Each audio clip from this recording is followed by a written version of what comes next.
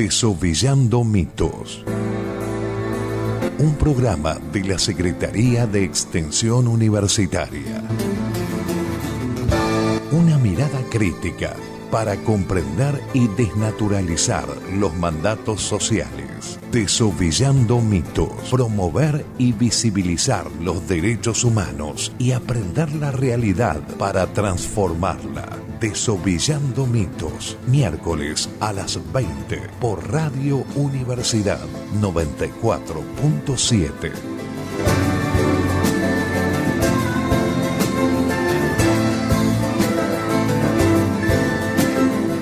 8 de la noche en punto, seguimos en el aire de Radio Universidad, como cada miércoles, una nueva emisión de Desovillando Mitos, un programa radiofónico de la Secretaría de Extensión Universitaria. Y en esta noche, acerca de qué tema vamos a hablar, de las adolescencias en el entramado social actual. Le doy la bienvenida a quien va a estar a cargo de la conducción y también de la producción, Raúl Arévalo, y le mando un saludo a Silvia Mahmoud. ¿Cómo estás, Raúl?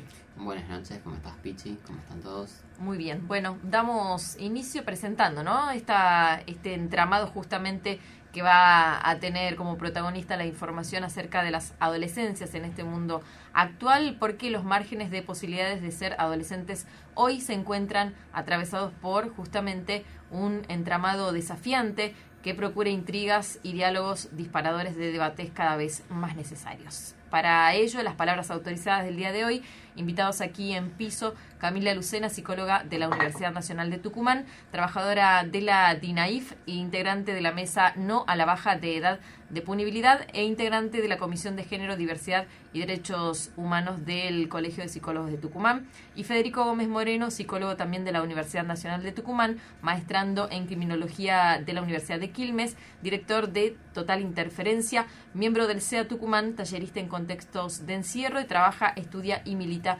en derechos humanos en las cárceles. Bueno, buenas noches. Bienvenidos a un nuevo programa de Desovillando Mitos. Como siempre les recordamos al inicio del programa que nos pueden seguir en nuestras redes sociales, en Instagram como @desovillando.net, y que también pueden suscribirse a nuestro canal de YouTube con el mismo nombre, Desovillando Mitos, donde vamos subiendo los programas. Como acostumbramos, generalmente arrancamos con un poco de contexto. En este caso hay un contexto bastante conmocionado, bastante movilizado. Lo hemos visto hoy en todo el país con las movilizaciones como repercusión de la condena a Cristina Fernández de Kirchner, actual presidenta del PJ y expresidenta de la Nación, para la cual el 10 de junio tuvo finalmente la condena a prisión domiciliaria por un fallo de la Corte Suprema de Justicia, lo cual ha generado muchos debates.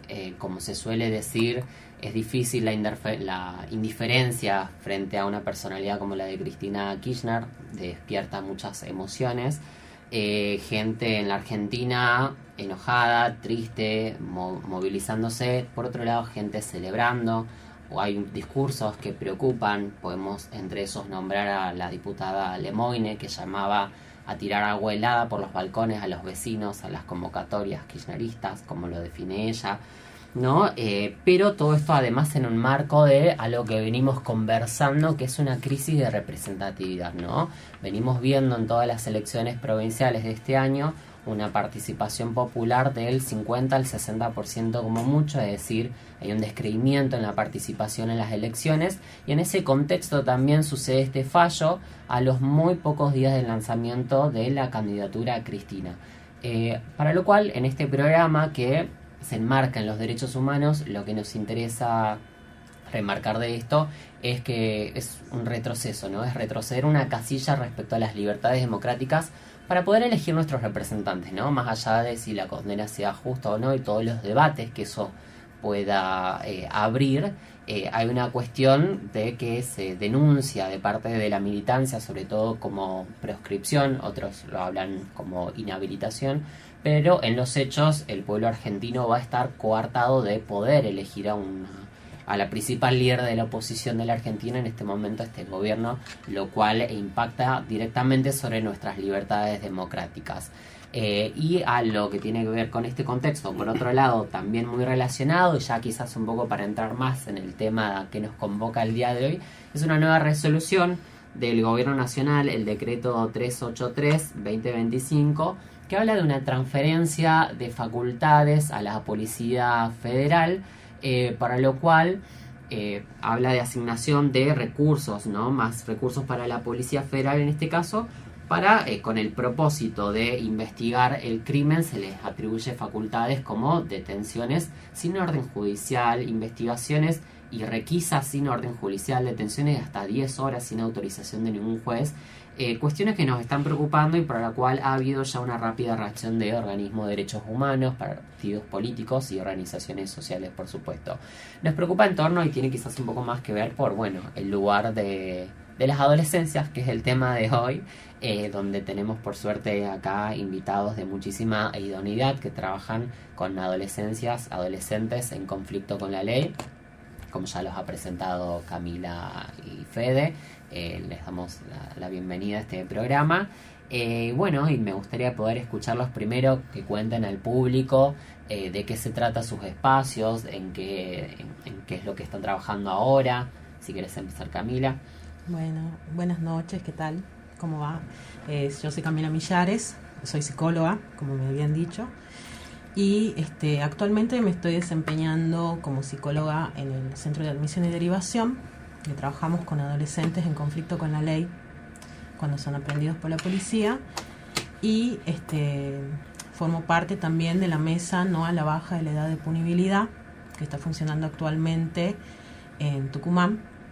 Ahí realizamos diferentes acciones, es una agrupación multisectorial, digamos, donde están diferentes organizaciones que están interesadas por la problemática y llevamos adelante acciones en relación a eso. También formo parte de la Comisión de Género, Diversidad y Derechos Humanos de Colegios de Psicólogos, y ahora también me sumé a la Comisión de Adolescencias, que en general la adolescencia es una temática que me gusta, me apasiona en general. Y creo que, bueno, está atravesada por un montón de cuestiones, ¿no? De la cuestión de género, la cuestión de la clase social, las cuestiones históricas en las que estamos atravesando. Esto que viene pasando a nivel nacional obviamente no deja de lado, digamos, las adolescencias. Por ahí. Esa presentación. Después vamos a desarrollar. Vamos a ir profundizando a lo largo del programa, me encanta. Y Fede, ¿querés comentarnos? Bien, bueno, buenas tardes, buenas noches a todos y todas. Soy Federico Gómez Moreno, soy psicólogo de la Universidad Nacional de Tucumán. Trabajo desde hace ya un poquito más de 10 años en temáticas vinculadas a juventud, transgresión, delito y encierro penitenciario. Soy miembro del Centro de Estudios y Acción en Salud Mental y Derechos Humanos, el CEA, que es una organización que trabaja en Tucumán aquí vinculado y orientado a las políticas públicas en materia de salud mental en articulación con los derechos humanos, ¿no? Pensar qué tiene la salud mental para aportar a los derechos humanos o qué tienen los derechos humanos para acercar herramientas que nos permitan pensar otra forma de salud mental. He formado parte durante muchos años también del programa de prelibertad del Ministerio de Seguridad, del Patronato de Internos y Liberados, y soy director de un newsletter, un mail en el cual hay publicaciones propias y publicaciones de personas que voy invitando a escribir sobre temas de actualidad, de conflictos sociales, de violencia. Hay una clara inclinación hacia la cárcel, pero porque es un poco el tema que en lo que me convoca y me apasiona, pero eso, hay escritos sobre gordura, sobre feminismo, sobre contexto político actual, cárcel, encierro punitivo y por supuesto que las adolescencias son actualmente, bueno, que no es un tema hoy, ¿no? Es como hay que ponerse de nuevo las camperas y remeras militantes en un momento en el que hay poca energía para hacerlo. Y hay poca energía porque me parece que está siendo difícil a nosotros, que podemos acá tener la suerte de juntarnos a hablar y así llegar a fin de mes, sostener nuestros trabajos, no saber si es que van a estar, preocuparnos por nuestros padres, nuestros tíos, nuestros hermanos, nuestra pareja, nuestros amigos, los alquileres, los salarios, la salud, la educación, ¿no? Digo, es un contexto que me parece que está bastante heavy y las adolescencias están nuevamente, porque esto pasa siempre, puestas en el ojo de la tormenta, ¿no? Entonces, tomando un poco lo que vos decías, Raúl, en la editorial, ¿no? Y tomando lo de Cristina Presa, me interesaría por ahí pensar más que lo de Cristina, lo de Presa, porque ha vuelto a traer la cuestión del fetichismo por el encarcelamiento que tenemos en este país desde hace muchísimos años, y lo vinculo con el encarcelamiento de las adolescencias para jugar con el nombre del programa también y desovillar algún mito, que es el mito del pibe chorro, que me parece que está bueno plantearlo en esos términos, el mito del pibe chorro, ¿no? Como el mito del cuca chorro, son todos cucas, son todos chorros, bueno, algo parecido pasa acá. Entonces, por ahí, quizás para dejarlo presentado, lo que decía Cami también me parece muy importante, pensar las adolescencias con perspectiva de género, con perspectiva y mirada de clase social. No son lo mismo las adolescencias de las clases altas, las adolescencias de las clases medias y las adolescencias de las clases bajas, sectores populares. Y además entendiendo de que tampoco es tan taxativa esa división en clases sociales, exactamente, en esas nuevas capas y subcapas del tejido social que se están empezando a tejer y también al mismo tiempo a desmembrar, porque ya no sabemos si somos más clase baja, clase media, clase alta, seguro que no son, nunca lo fuimos. Entonces ahí me gusta pensar, para traer esto a la mesa sobre el mito del pibe chorro, el problema de pensar al pibe, al adolescente, ¿no? Hay una idea ahora de que la violencia y el delito tiene que ver con la juventud y las adolescencias. ¿De ahora decís? Ahora porque... Quizás hay un auge. Claro, ahora porque está, me parece, a punto de entrar a senadores, primero a diputados y después a senadores, el proyecto de ley de baja de imputabilidad. Entonces, el discurso es desde siempre. Ahora estamos, creo que llevando acciones, digamos, como me parece que está bueno esto que decís, porque bueno, no sé si la gente por ahí sabe que actualmente se está trabajando el tema de la baja de la edad de punibilidad. Ha habido un dictamen que ha salido el mes pasado, que han aprobado, digamos, en diputados para bajar la edad de punibilidad de 16, que es actualmente, a 14. Digamos que por ahí es algo que no se conoce. Y hablando de los mitos, hay como muchos mitos que circulan en relación al tema del conflicto con la ley de adolescentes, ¿no? Por un lado, que cometer un delito, por ejemplo, cuando uno es adolescente no tiene consecuencias, es un mito. El de la puerta giratoria, ¿no? Sí. Que uno entra y sale del sistema penal y que no hay ninguna consecuencia, que no sé si estoy tan de acuerdo, porque me parece que tiene un montón de consecuencias, tanto legalmente como desde otro punto de vista, y un montón de otros mitos que están circulando en relación a los números, por ejemplo, de la cantidad de adolescentes que cometen delitos, que hay estudios de eso. O sea, hay todo un estudio a nivel nacional, a nivel provincial, sobre la cantidad de delitos que cometen los adolescentes, el tipo de delitos que cometen, y todo eso se ha ido tomando por el gobierno actual para alentar, digamos, a que se salga la baja de la edad de punibilidad. Mucha gente no sabe que a los 16 años si cometes un delito podés ir en cárcel, digamos, o sea, podés terminar preso el día que cumplas 18. Sí. Y eso es algo que la gente no sabe, los chicos no saben, las familias no saben, y que pasa, y que los adolescentes quedan en una situación bastante vulnerable en ese sentido, por un montón de cuestiones que tienen que ver con el desconocimiento y con el uso que hacen otras personas de los adolescentes, ¿no? Que es algo que viene pasando como mucho. No sé, de repente decirle a un chico que, bueno, no te va a pasar nada, entonces anda a robar, ¿no? O que como una subestimación de las consecuencias. Claro. Y más allá de las consecuencias legales, me parece que también las consecuencias psicológicas. Bueno, acá somos psicólogos, sí. Entonces como que también me parece que hay que pensar, digamos, en las cuestiones psicológicas, digamos, que tienen y que las vemos, todas estas cuestiones. No, bueno, yo un poco más de psicoanálisis, entiendo que vos también. Sí, yo soy psicólogo clínico con orientación psicoanalítica también, trabajo desde el psicoanálisis como herramienta, con el desafío también de un poco de desdoblar algunas lógicas por ahí medio tradicionalistas de la forma de hacer psicoanálisis en las instituciones, en el contexto actual, ¿no? En ese desafío. Entonces me gusta Tremendo pensar... desafío. Bueno, estas cosas, dos cosas puntuales que dijeron para mí dan medio en el clavo. Esto de, bueno, justo son psicólogos y que no es un tema hoy. Y en realidad yo creo que hay, o lo dudo por lo menos, que hay cosas que no son un tema hoy. Y lo veo desde la anécdota simple de, bueno, al momento de pensar en las adolescencias, qué profesionales tenemos a nuestro alcance para poder indagar, y es el ámbito de la psicología.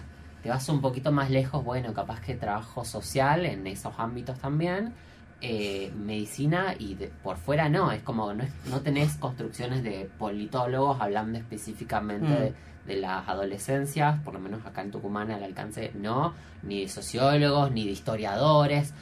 ¿Cuáles son hay algo que es la marginalidad, una exclusión de una narrativa, y que creo, concuerdo con que este gobierno tiene una política, y los gobiernos anteriores también, de distintas formas, pero también han incorporado las adolescencias dentro de una narrativa que sí le da un lugar, que es un lugar que tiene que ver con esa exclusión y que por lo tanto lo lleva hacia una política de encierro, ¿no? Que el destino termina siendo, bueno, la criminalización de la juventud y los adolescentes, y hoy me parece que lo vemos como exacerbado, algo que ya venía sucediendo, y sobre todo en Tucumán, que tenemos esto tan terrible que está pasando, lo de los famosos trencitos, que en realidad son racias, y que las principales víctimas de este hostigamiento policial, porque eso es lo que sucede, son adolescentes y son jóvenes. A mí me parece que está bueno eso que decís, Raúl, porque, a ver, nosotros como psicólogos siempre terminamos trabajando con eso que no marcha, con eso que hace ruido en la sociedad, el síntoma cuando alguien tiene un problema. Vamos ahí y somos como, hemos estudiado para eso, digamos, o sea, hay algo de eso, creo que nos convoca, si no, no habríamos estado estudiando psicología, por lo menos no el psicoanálisis. Y la adolescencia me parece que siempre ha sido algo que ha generado como mucho ruido en la sociedad, ¿no? Desde siempre, por eso siempre queda como excluida, ¿no? Vos incluso está en la misma psicología, digamos, es como que, no sé, yo estudiaba niños y adolescentes, vos vas a un lugar que es de niños y adolescentes y se ven solo niños, ¿no? Y como que los adolescentes quedan un poco de lado. En la misma salud, o sea, vos tenés especialistas en pediatría y en gerontología, y los adolescentes es algo específico, no es una infancia ya. ¿No? O los hospitales de niños, no hay unos hospitales para adolescentes, o sea, no se está atendiendo quizás a lo específico, a lo problemático, y veo como esto de, bueno, desde la psicología sí. Y creo que en ese sentido, digamos, el movimiento que haría cualquier persona, cualquier estructura social o lo que fuera, es tratar de acallar eso que hace síntoma, digamos, eso que molesta, eso que hace ruido.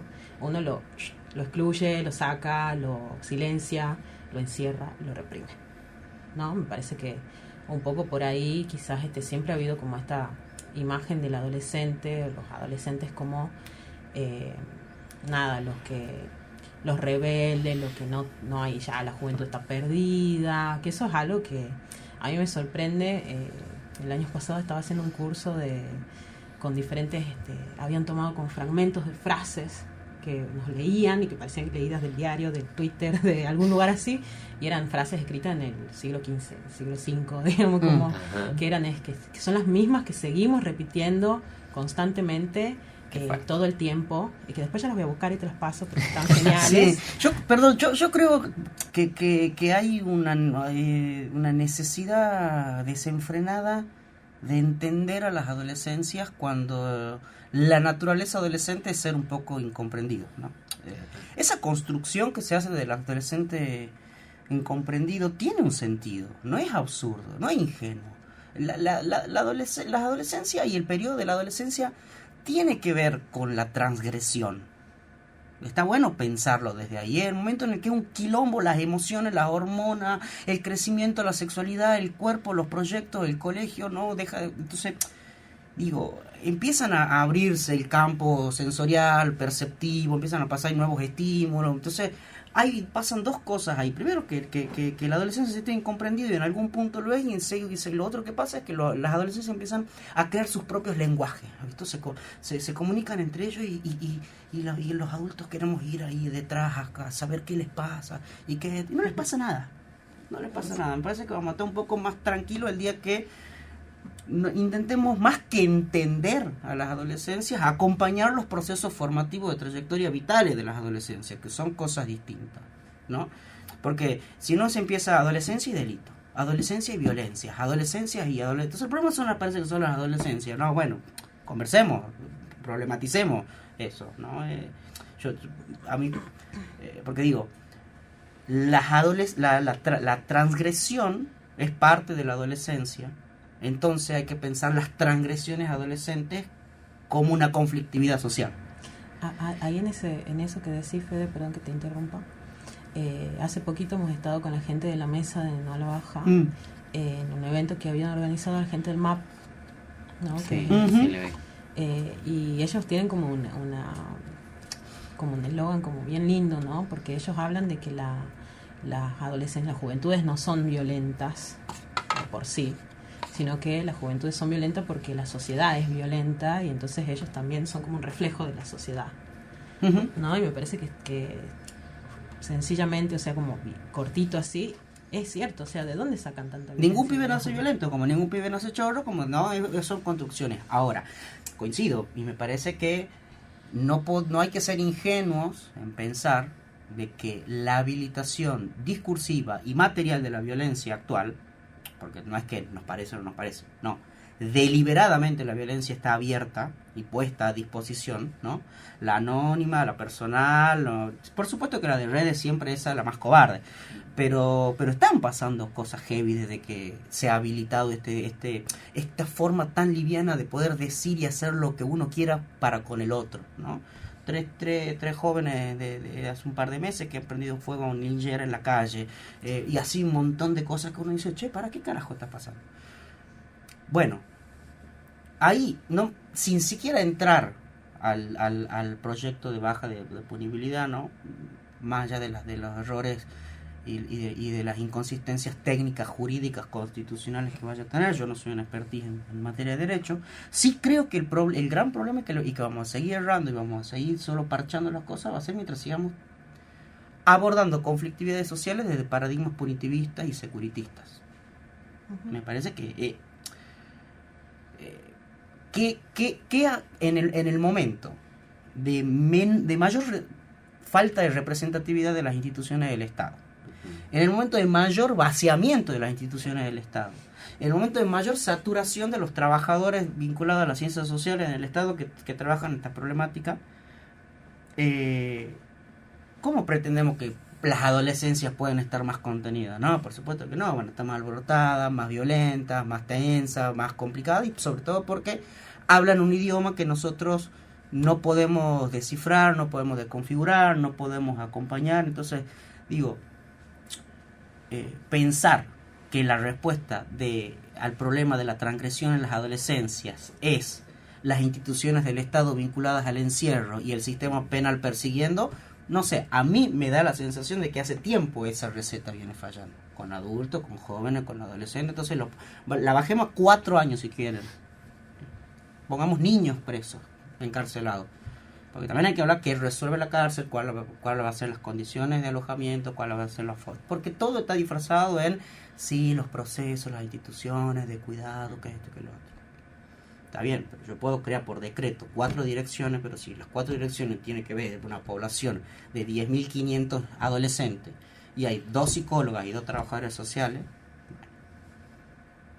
¿no? Entonces digo, y está esa nueva exposición también profesional, hay una nueva idea, porque ahora se está dando cuenta también que hay que volver al territorio, entonces tiran psicólogos y trabajadores sociales todos juntos ahí a los territorios a ver qué hacen, y no se sabe, porque para trabajar con la adolescencia hay que poder conocer, y si a los adolescentes se los conoce en su contexto, en el barrio, hay que volver al barrio, hay que volver a militar, hay que volver a estar, hay que volver a acompañar, hay que volver a escucharla a doña Mirta hablar de su nieto que consume desde los 14, que ahora tiene 17 y que empezó a robar, para ver qué le ha pasado a su nieto y qué de doña Mirta puede acompañar y qué recursos institucionales va. Hay que volver más.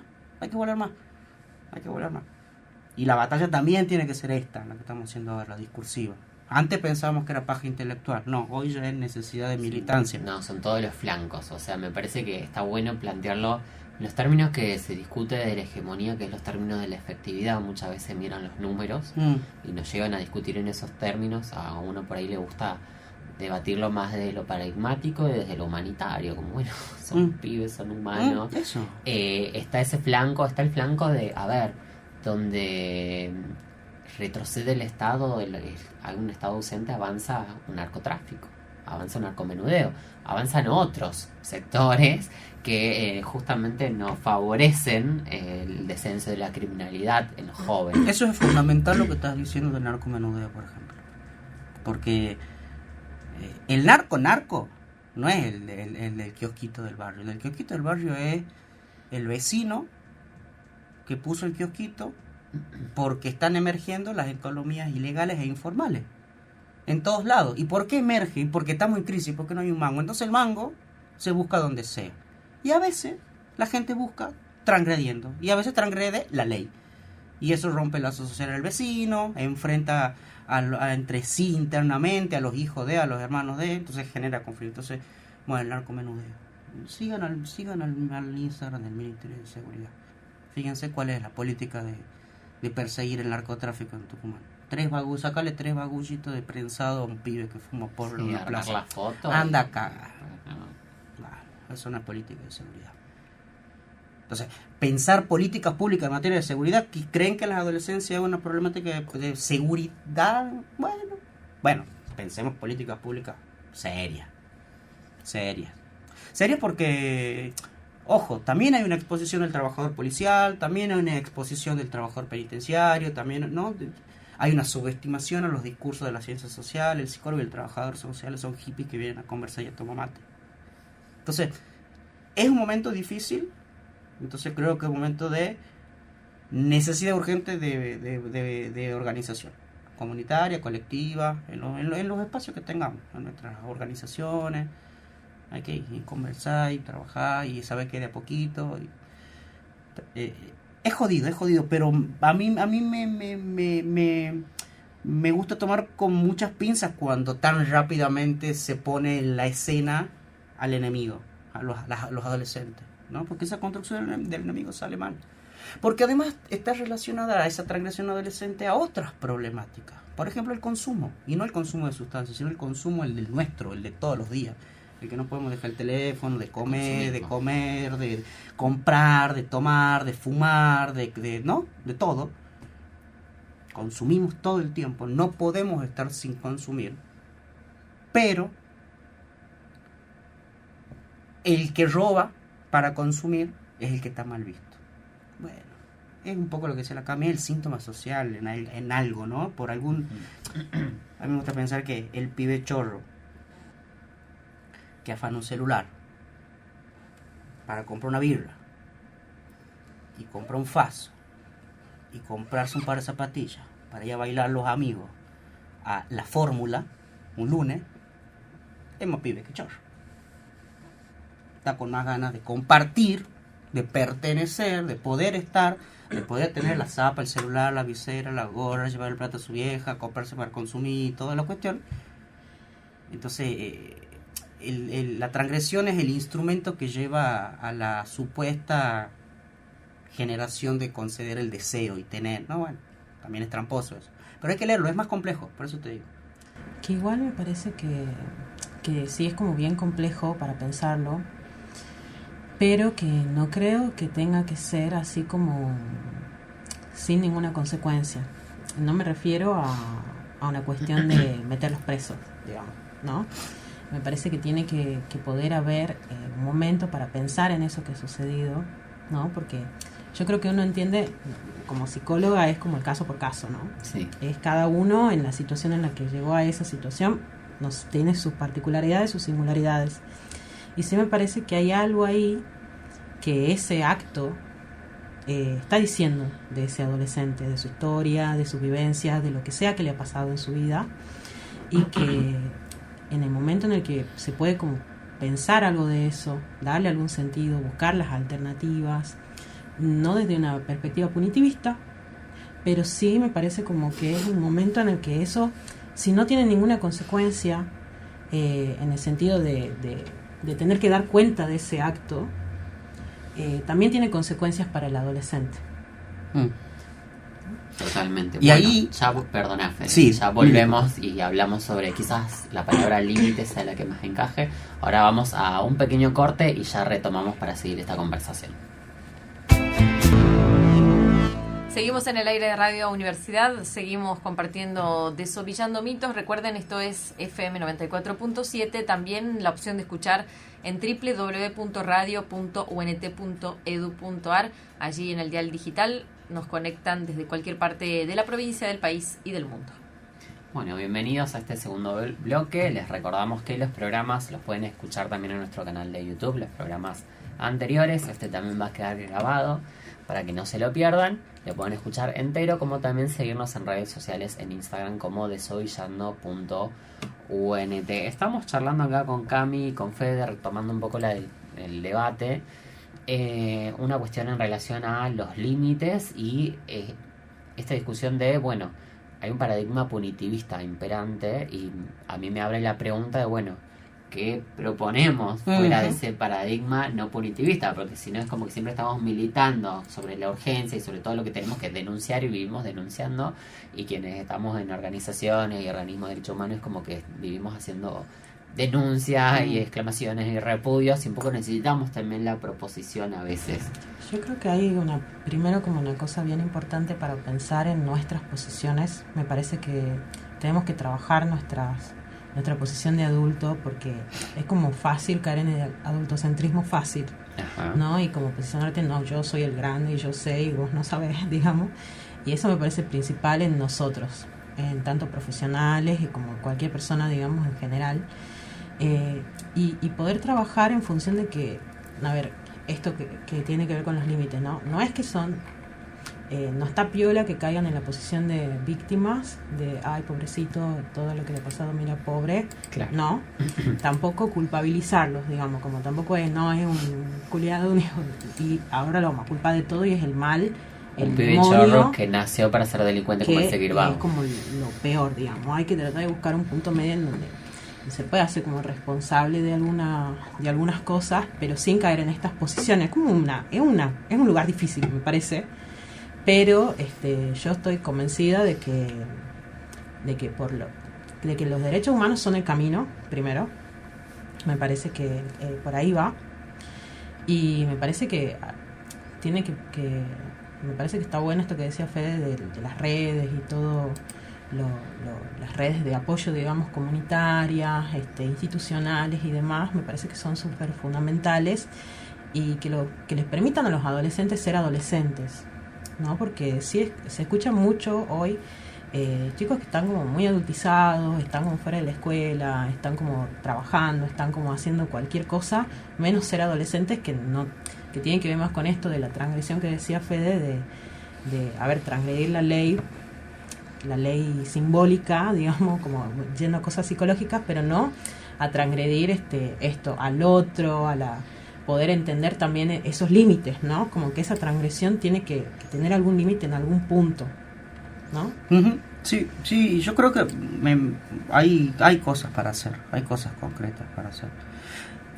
Primero hay que estudiar, hay que formarse, hay que volver a poder leer las propias prácticas profesionales en el contexto actual y ver qué nuevo se puede anudar porque si no siempre hablamos de las perspectivas bueno, pero ¿cuándo realmente intervenimos o miramos con perspectiva de?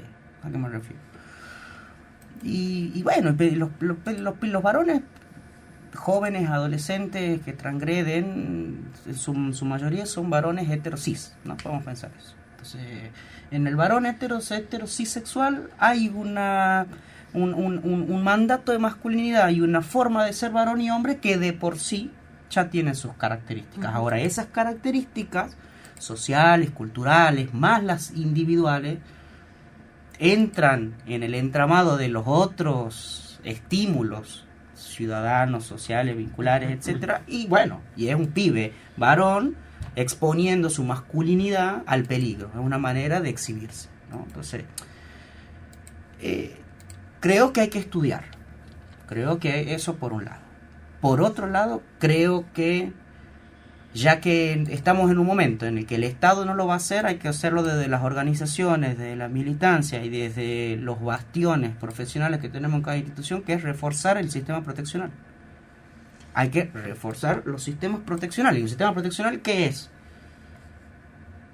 Bregar, trabajar para que las condiciones y las necesidades básicas mínimas de todo ser humano puedan estar cubiertas. Entonces, no tan solo es en las instituciones que tienen fines específicos, sino que el pibe pueda volver a estar en la escuela y que tenga un sentido estar en la escuela, la institución educativa, otra pobre institución devaluada, ¿no? Estamos viviendo, me parece, también las consecuencias y los coletazos de la falta de ayornamiento a la época. No hemos sabido la seria adolescencia, ¿no? Esta cosa del adulto de no saber qué carajo hacer con el niño porque no sabe qué significa tal o cual símbolo en el chat. Bueno, entonces ahí también hay algo, pero creo que hay que también volver a la territorialidad y dar el discurso desde ahí, de la batalla discursiva, esa que hay que volver a pelear con el tío facho. Bueno, prefiero en vez de pelear con el tío facho en Navidad, prefiero ir al barrio y hablar con los pibes y las pibas de por qué es importante cuidarnos, por qué lo que está pasando con la policía es grave, por qué hay que saber cómo pararse, qué decir, ¿no? Y con esto termino, perdón, hay algo que me ha dicho la Cami recién antes que termine el bloque anterior que me pareció importante, que es, esto no significa que no es sin consecuencias. Digo, la respuesta que buscan los estados para las transgresiones suelen ser respuestas penales, o sea, suelen ser respuestas del tipo que buscan la responsabilidad penal. Ahora, la responsabilidad penal no te garantiza un carajo de que la persona ha asumido su responsabilidad y su conciencia y su reflexión y su resocialización y su entendimiento y bla, bla, bla. No.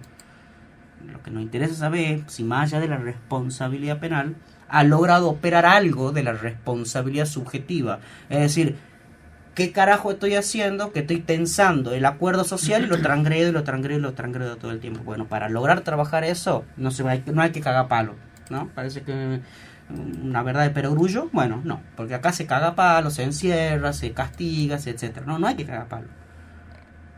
No hay que encerrar, no hay que pensar eso desde la forma secular. Hay que pensar desde la otra. Y ahí la psicología tiene mucho para decir. ¿Qué es lo que ha llevado a que Rau se mande tal cagada? Bueno, le preguntamos a Rau. Yo pensaba, mientras te escuchaba, un montón de cosas. Que no sé si me va a dar el tiempo para decir algo. Pero a mí me parece que sí, muchas instituciones están como muy devaluadas.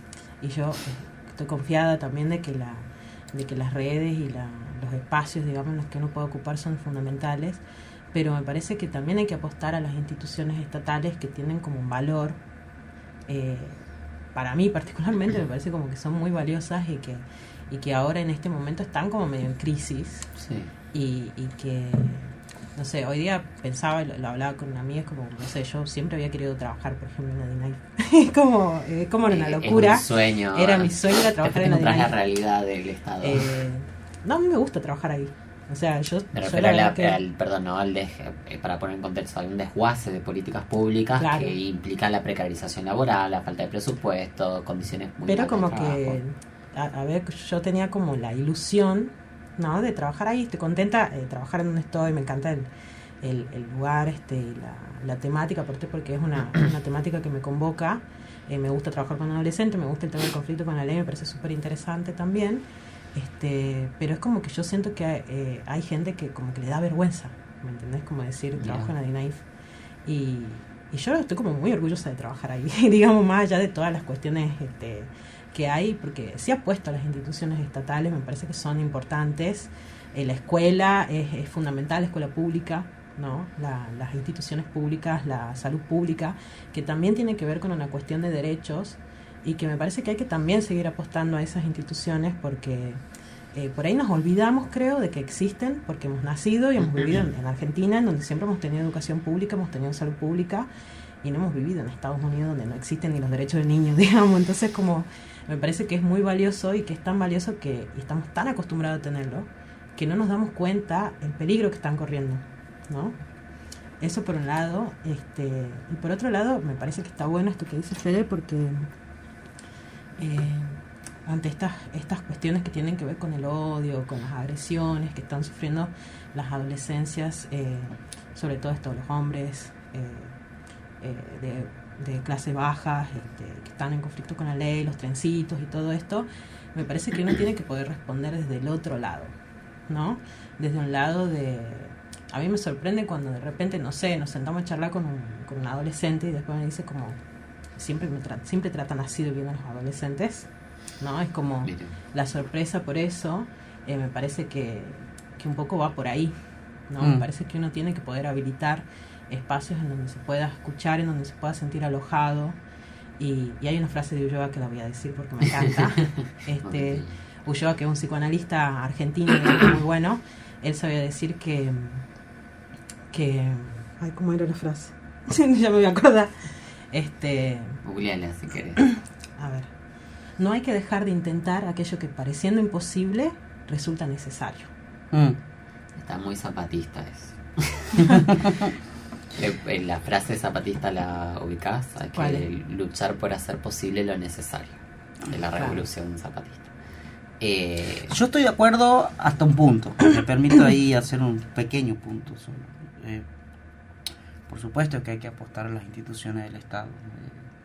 Soy parido profesional de una institución pública, ¿no? De dos en realidad, toda la secundaria, toda la universidad, y sigo transitando en otra.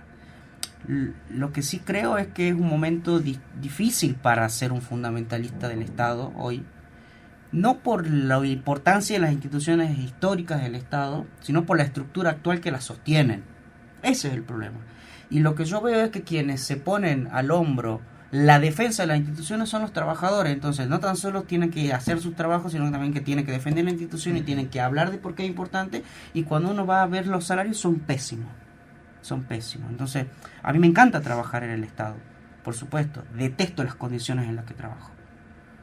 Entonces una cosa no quita la otra, me parece. Creo que hay que poder fortalecerlas, pero yo no me voy a canonizar ni me voy a poner ni me voy a sacrificar en pos del Estado cuando cuando la respuesta del Estado es ir a cagar a palo después que yo me voy de hacer la visita a los pibes detrás mío, ¿no? Entonces ¿qué también? Sí, o al mismo trabajador si quiere protestar por ¿con qué cinismo le vamos a exigir al otro que responda a las leyes del Estado cuando es el Estado el que permanentemente las rompe? Entonces, hay ahí una profundidad compleja que nos obliga a leer la política al lado de nuestras prácticas.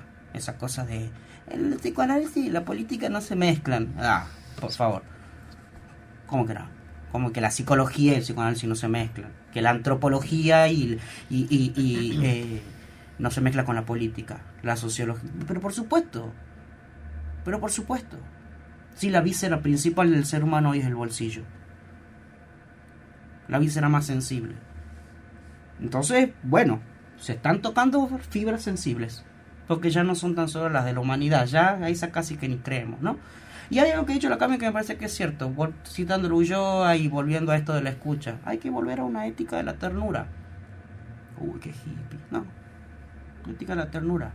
Escuchar, querer, abrazar, porque nosotros estamos necesitando eso. Yo estoy necesitando eso en mi vida cotidiana. No tengo un amigo, pero tengo un amigo. Estoy angustiado, pero está mi familia. Hoy no sé qué carajo voy a hacer mañana, pero está mi pareja. Bueno, son los afectos lo que nos sostiene. Entonces empecemos a ver que nosotros estamos en la misma. Solo es eso lo que necesita el otro. Y es impresionante como un otro adolescente se sorprende cuando uno lo trata bien. Así de bien tratan siempre a los adolescentes. El otro día le comí un pucho a un preso, parece que le hubiese dado, no sé.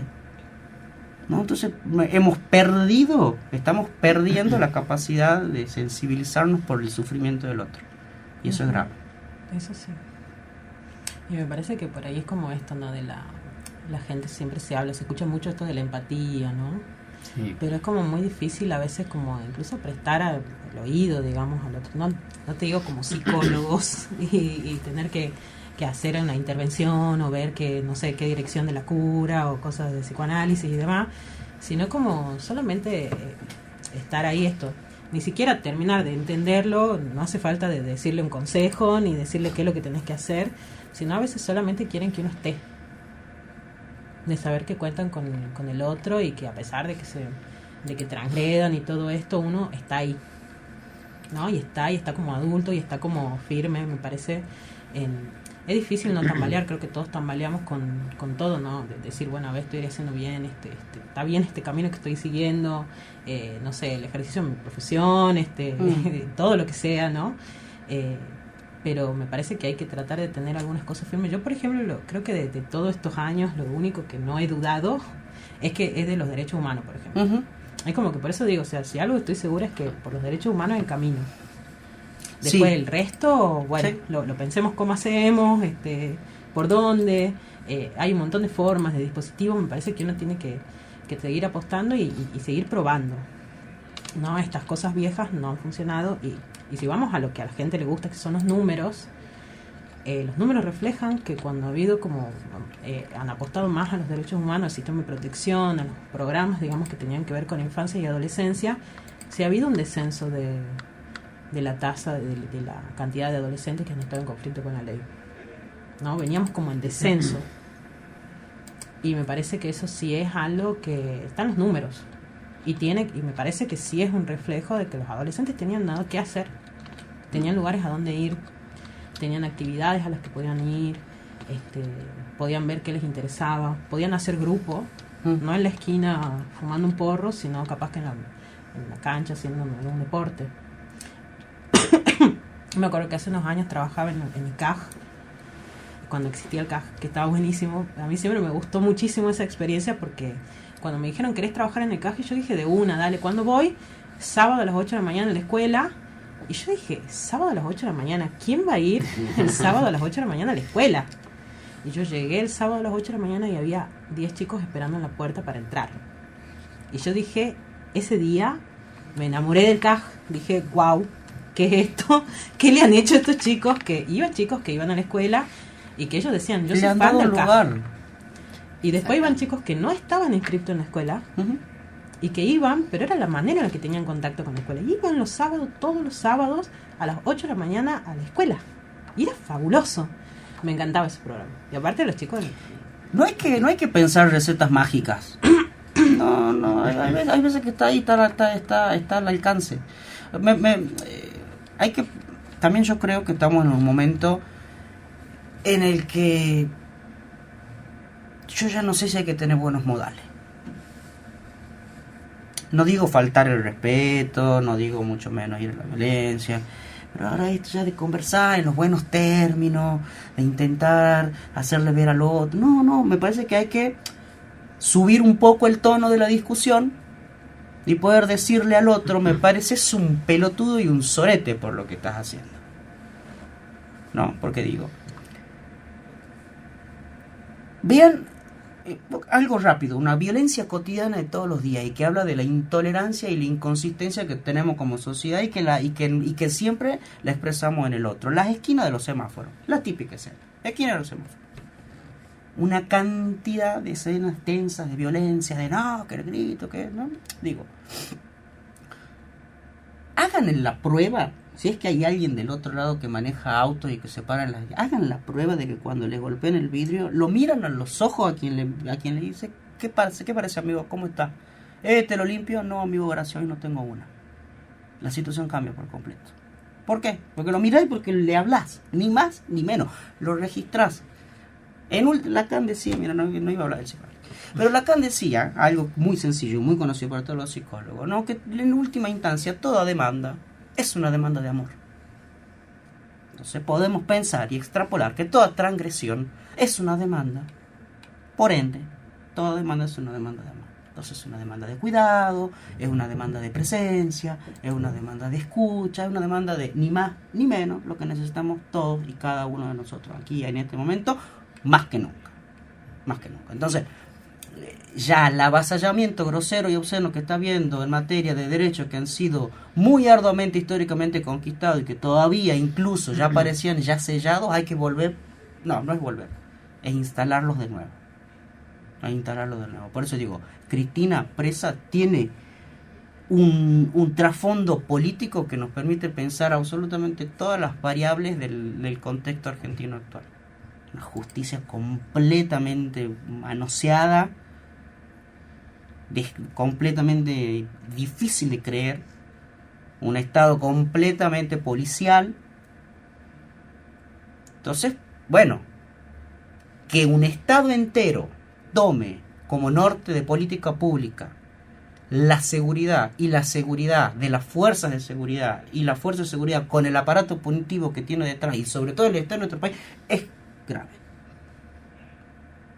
Porque si Cristina está presa de esa forma, si grabó y porque se les plancha la gana, lo demoran en una comisaría, ¿qué le hace pensar que al pibe del Trula o al pibe del 160 viviendo no lo van a agarrar de los pelos y lo van a hacer recaga porque estaba sin remera tomando una birra? ¿No? Entonces, ya no se trata de si uno es garantista, no, se trata de no ser mal tipo, de no ser mala persona, de decir, che, que nada me conmueve lo que le pasa al otro. Sí, también un poco, volviendo a lo anterior, me parece que hay algo que hay que problematizar, que esto que decían, la construcción del enemigo, y que se replica a nivel político, social, individual, en lo macro, en lo micro, ¿no? Es como todo aquello que pareciera no tener un lugar en ese entramado social, que termina siendo excluido, marginado, perseguido, criminalizado, es parte de esa construcción del enemigo, de un enemigo hoy que ahí sí diferenciaría un poco de Estado y de gobierno. Me parece que hay políticas de quien hoy toma el mando a través de un gobierno nacional que fomenta constantemente la construcción de ese enemigo responsable de todo, y que bajo el lema, no sé, el que las hace las paga, es punitivismo en su máxima versión 2.0. Y se llega a discutir hasta si Cristina, volviendo a ese caso particular, pero se pueden tomar otros ejemplos, puede o no salir a un balcón, ¿no? Entonces el nivel de discusión ya no, ni siquiera es técnico, jurídico, es literalmente una discusión sobre odio, ¿no? Porque es como cuando no se puede ver feliz a ese otro, cuando el único lugar que pensás para los pibes de los semáforos, los chicos en los barrios, las víctimas de los trencitos, es la cárcel, la exclusión, que no salga, y no te importa si hay reincidencia, no te importa qué pasa con esa persona, la garantía de sus derechos humanos, me parece que está muy bajo una lógica de la construcción de un enemigo. Tenemos que ir cerrando nosotros porque ya estamos en tiempo, pero bueno, les agradezco un montón, ha quedado mucho para seguir debatiendo. Gracias, así que espero que hayan más encuentros en el futuro. Bueno, muchísimas gracias por venir y muchas gracias a la audiencia que nos acompaña. Bueno, a ustedes por invitar, la verdad. Hasta la próxima semana con más Desobillando Mitos. Invitamos a la audiencia a quedarse un poquito más en el aire de Radio Universidad.